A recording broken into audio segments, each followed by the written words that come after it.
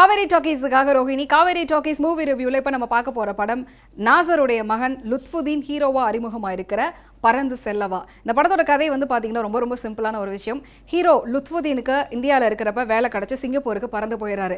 Love பண்ணுறதுக்கு ஒரு பொண்ணு கிடைக்கலையே அப்படின்னு சொல்லிட்டு ரொம்ப வருத்தப்பட்டு சுற்றிக்கிட்டு இருக்கிறப்ப ஆர்ஜே பாலாஜி ஒரு ஐடியா கொடுக்குறாரு. அவரோட ஐடியா படி ஃபேஸ்புக்கில் ஒரு ஃபேக் ஐடி கிரியேட் பண்ணி லவ் பண்ணுறதுக்கு வந்து பொண்ணு தேடிட்டு இருக்காரு. அந்த டைமில் ஒரு பொண்ணை மீட் பண்ணுறாரு. அவங்களுக்கும் இவருக்கும் வந்து ஒரு விதத்தில் லவ் ஸ்டார்ட் ஆகிற மாதிரி இருக்கு. அந்த நேரத்தில் ஹீரோ லுத்ஃபுதீனுக்கும் ஐஸ்வர்யா ராஜேஷ்க்கும் என்கேஜ்மெண்ட் ஆயிடுது. ஃபைனலாக நம்ம ஹீரோ லுத்ஃபுதீன் ஐஸ்வர்யா ராஜேஷை கல்யாணம் பண்ணுறாரா இல்லை காதலிச்ச பெண்ணை கல்யாணம் பண்றாரா அப்படிங்கிற விஷயத்தை காமெடி கலந்து சொல்லியிருக்காங்க இந்த பறந்து செல்லவா.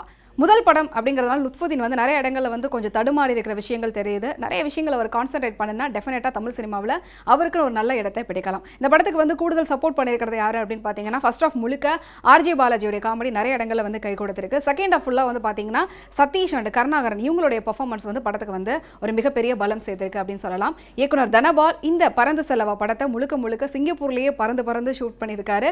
நம்ம எல்லாருக்குமே வந்து சிங்கப்பூரை வந்து சுற்றி பார்த்த ஒரு ஃபீலும் வந்து இந்த படம் பார்த்த பிறகு கிடைக்கும். ஸோ பறந்து செல்லவா பார்த்தீங்கன்னா ஒரு காமெடி என்டர்டெய்னரா கண்டிப்பா இருக்கும். இந்த பறந்து செல்லவா படத்துக்கு நம்ம காவேரி டாக்கீஸோட ரேட்டிங்